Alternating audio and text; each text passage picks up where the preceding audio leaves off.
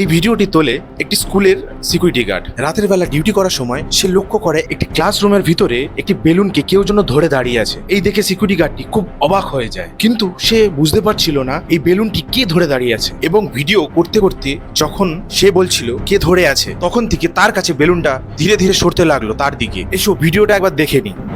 That right there.